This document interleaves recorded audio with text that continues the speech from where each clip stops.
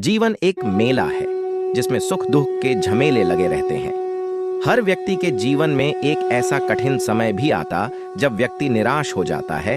ऐसे समय पर यदि धैर्य से काम लिया जाए और खुद को प्रेरित करके रखा जाए तो सफलता भी आपकी दहलीज पर दस्तक देती है। भगवान श्री कृष्ण ने श्रीमद्भागवत गीता जी के निर्मल ज्ञान प्रकाश से पाठ की परेशानियों का तमस मिटाया था।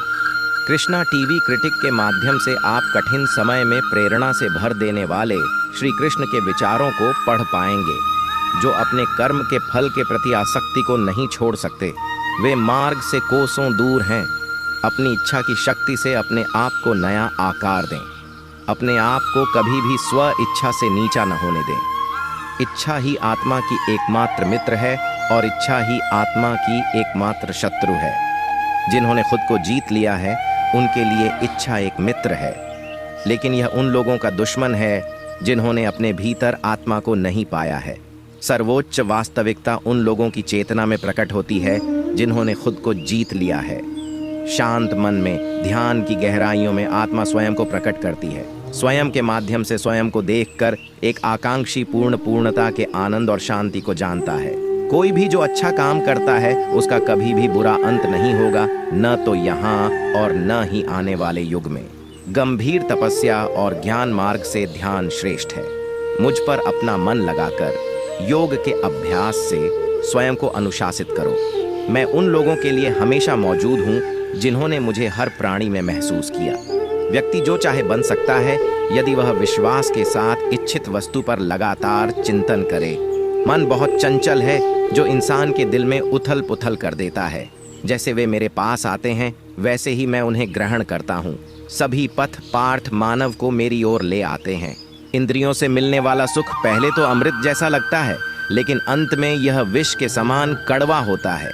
जब ध्यान में महारत हासिल हो जाती है तो मन हवा रहित स्थान में दीपक की लौ की तरह अडिग रहता है।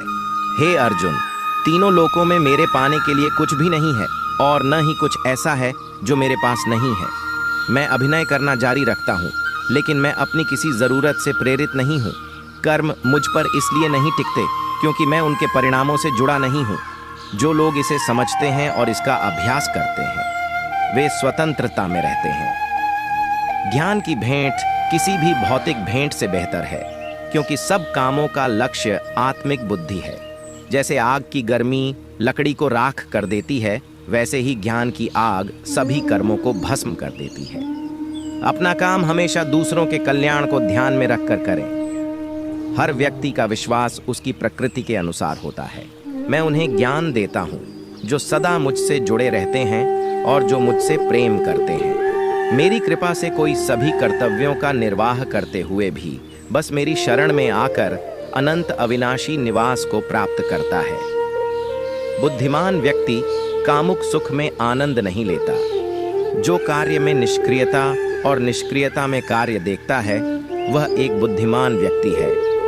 मैं धरती की मधुर सुगंध हूँ, मैं अग्नि की ऊष्मा हूँ, मैं ही सभी जीवित प्राणियों का जीवन भी और मैं ही सन्यासियों का आत्मसंयम हूँ। तुम उसके लिए शोक करते हो जो शोक करने के योग्य नहीं है और फिर भी ज्ञान की बातें करते हो। बुद्धिमान व्यक्ति ना जीवित और ना ही मृत व्यक्ति के लिए शोक करते हैं। बुद्धिमान व्यक्ति को समाज कल्याण के लिए बिना आसक्ति के काम करना चाहिए। कर्म मुझे बांधता नहीं क्योंकि मुझे कर्म के प्रतिफल की कोई इच्छा नहीं। अपने अनिवार्य कार्य करो क्योंकि वास्तव में कार्य करना निष्क्रियता से बेहतर है। आत्मज्ञान की तलवार से काटकर अपने हृदय से अज्ञान के संदेह को अलग करके अनुशासित बनो।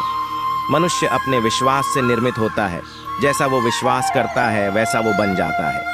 इस जीवन में मनुष्य न तो कुछ खोता है और न ही कुछ व्यर्थ होता है। मन अशांत है और उसे नियंत्रित करना कठिन है, लेकिन अभ्यास से इसे वश में किया जा सकता है। केवल मन ही किसी का मित्र और शत्रु होता है। व्यक्ति या जीव का कर्म ही उसके भाग्य का निर्माण करता है। जब मानव अपने कार्य में आनंद खोज लेता है तब वह पूर्णता प्राप्त कर लेता है।